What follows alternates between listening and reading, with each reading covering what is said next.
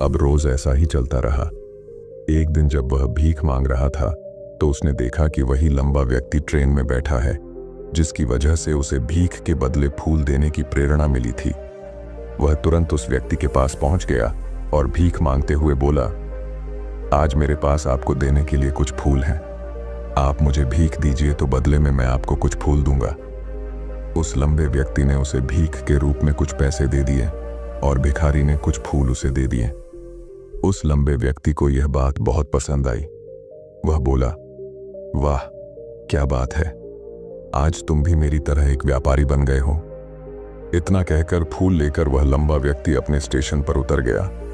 लेकिन उस लंबे व्यक्ति द्वारा कही गई बात एक बार फिर से उस भिखारी के दिल में उतर गई। वह बार बार उस लंबे व्यक्ति के द्वारा कही गई बात के बारे में सोचने लगा और बहुत खुश होने लगा। उसकी आंखें अब चमकने लगीं।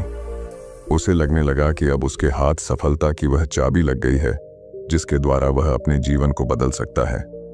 वह तुरंत ट्रेन से नीचे उतरा और उत्साहित होकर बहुत तेज आवाज में ऊपर आसमान की तरफ देखकर बोला, मैं भिखारी नहीं हूं, मैं तो एक व्यापारी हूं। मैं भी अमीर बन सकता हूं। लोगों ने उसे देखा तो सोचा कि शायद यह भिखारी पागल हो गया है और अगले दिन से वह भिखारी उस स्टेशन पर फिर कभी नहीं दिखा। लेकिन 6 महीने बाद इसी स्टेशन पर 2 व्यक्ति सूट बूट पहने हुए यात्रा कर रहे थे। दोनों ने एक दूसरे को देखा तो उनमें से एक ने दूसरे से हाथ मिलाया और कहा, क्या आपने मुझे पहचाना? दूसरा व्यक्ति बोला, नहीं, क्योंकि मेरे हिसाब से हम लोग पहली बार मिल रहे हैं।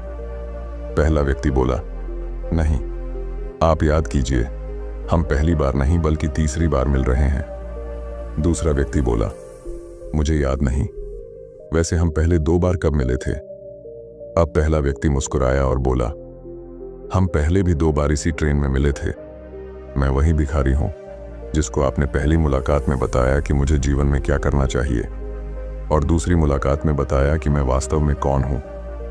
दूसरा व्यक्ति मुस्कुराया और अचंभित होते हुए बोला, ओह, याद आया, तुम वही भिखारी हो जिसे मैंने एक बार भीख देने से मना कर दिया था और दूसरी बार मैंने तुमसे कुछ फूल खरीदे थे।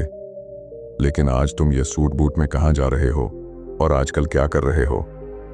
तब पहला व्यक्ति बोला, हाँ, मैं वही भिखारी हूं, लेकिन आज मैं फूलों का एक बहुत बड़ा व्यापारी हूं और इसी व्यापार के काम से ही दूसरे शहर जा रहा हूं। कुछ देर रुकने के बाद वह फिर बोला, आपने मुझे पहली मुलाकात में प्रकृति का वह नियम बताया था जिसके अनुसार हमें तभी कुछ मिलता है जब हम